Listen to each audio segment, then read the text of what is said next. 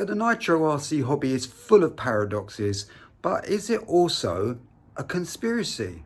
I'm Joey Nitro, this is Joey Nitro RC, let's talk about it. So I'm sure my learned viewers don't need me to explain the meaning of paradox and conspiracy, but in my terms, what I mean by them is a paradox is a strange situation that seems to contradict itself, but it turns out to be true. And a conspiracy is a secretive plan made by more than one person, and in this case, to pervert the course of our hobby.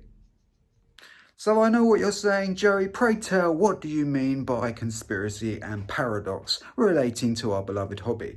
Well, what I mean is, for some time, everyone's heard that Nitro RC is dead. That is a line that's being pushed, and when you look at some of the factors involved, it's certainly not in its heyday anymore, but I believe that there is an agenda to it. So I think it's safe to say that on the whole, the demographic that enjoys this hobby the most are probably from 30 to 60. And the strange thing about that is that they're probably the demographic that have got some of the largest disposable income, meaning that they have more money to spend on this hobby. And when you look at things like sales of engines and sales of models, engines like the LRP will go on sale in the morning, and by the evening they'll be completely sold out. So there is a massive demand for this stuff. If you look at Nitro channels, they have thousands and thousands of viewers, subscribers. Our good friend, my good friend and channel friend, Dimitri, better known as Hybrid, it has hundreds of thousands of viewers and subscribers. So how can that make Nitro dead? Now at this point I want to say that what I am saying is just my own view. Unless I state it as being a fact, it's just my own view.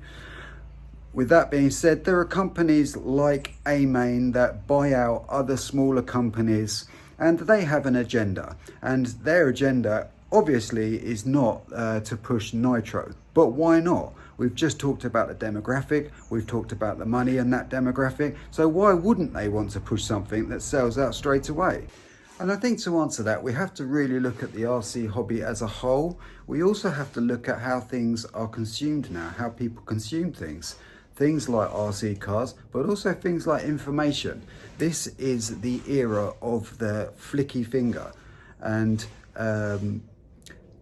committing to something, even videos, is something that needs to be done at speed now. People do it at speed. If it lasts more than 30 seconds, it's getting swiped past. People want instant gratification. It's just how things have progressed, which was different from the demographic that I was talking about, the 30 to 60 year olds.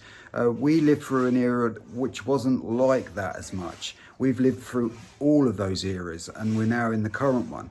But when we were younger, you had to wait for things. You had to put effort in to get stuff out. Now you can just have anything almost at a touch of a button. So I do believe at a consumer level, Nitro RC is slightly less attractive to some people because it isn't just an instant gratification. There are steps you have to go through. There is masses of stuff you have to learn, and the commitment to that is not what it would have been.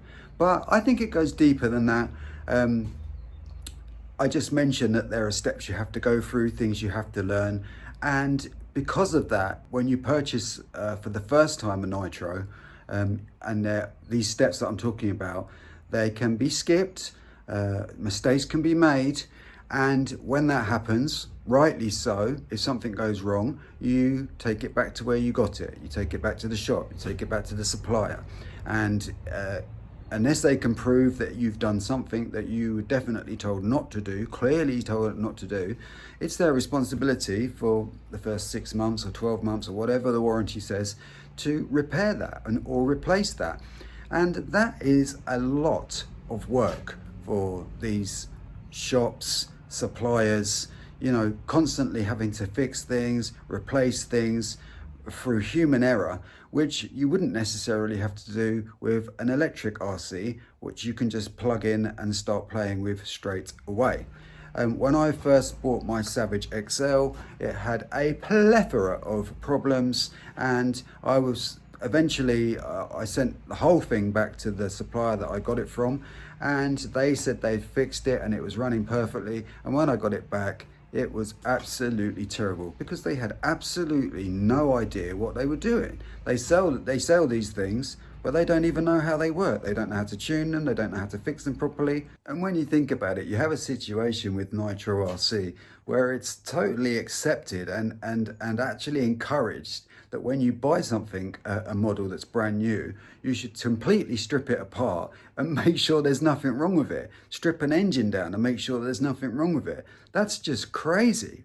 So let's talk a little bit about the paradox here. So the paradox here, as we have discussed, is there is a large demand for nitro parts, nitro engines, nitro models. There's a large demand for it, and there is also readily available income from a demographic which has more disposable income. However, there is the demand, but there is not the supply. As I said, things go out of sale very quickly. There's very little extra stuff you can buy for Nitro RCs now. It's difficult to get pipes, it's difficult to get engines, it's difficult to get upgrades, and you know, that would follow the trend of how the hobby is going on a whole. I understand that there isn't a massive market for Nitro RCs as a whole, the kits, and so the smaller companies that make upgrades for these things obviously can't do the business, but there is still the demand for it and the money. So that's the paradox. But is it a conspiracy? And I think the simple answer to that is yes, there is kind of a conspiracy going on.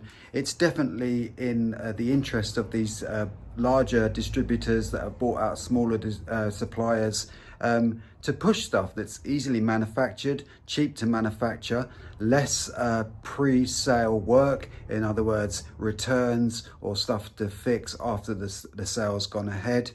And I think because of that they focus more on that and they don't push the nitro stuff. It's just business. It's not good business for us, but it's business for them. I do think nitro is quite attractive. It's a little engine, a beating heart, it sounds great, it looks great, and it does attract new people to the hobby.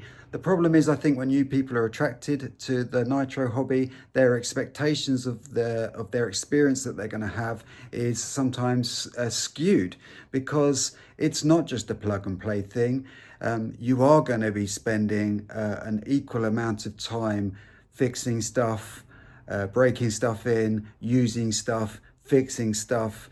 That's just the way that this hobby is. And for me, that immersiveness of the hobby is what's so attractive about it. But as we've spoken about earlier, there is a different type of consumer, a different way of consuming things. It's a lot quicker. People don't want to read long books anymore or read long manuals and learn stuff. They just want to be able to do stuff straight away. And sometimes that can be a turn-off for some people.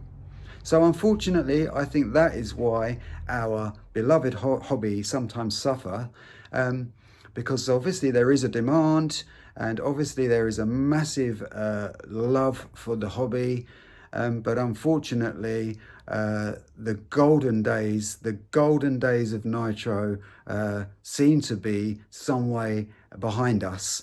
But let's just hope that they gain traction and come full circle, because as I said, there's certainly the demand for it. It is an attractive looking hobby, it's an attractive sounding hobby if you like that sort of thing. So I am optimistic. There is a lot of racing that goes on, nitro racing, there's world championships, so there's always going to be that stuff, or always for the foreseeable future going to be that stuff. And I think while that's going on, there's always going to be an interest as a subdivision of the RC hobby. Anyway guys, I hope I haven't bored you too much. Thank you if you got to the end. Just a little thought for the week from me, Joey Nitro. If you enjoyed this, please consider watching one of my other videos, which will appear on the left and on the right. And I'd love it if you became a channel member, or if not, just subscribe by pressing my logo, which will be in the center. Anyway guys, as always, those who know Nitro, and I'll catch yous on the next one. It's your boy, Joey Nitro. Yeah, Joey Nitro.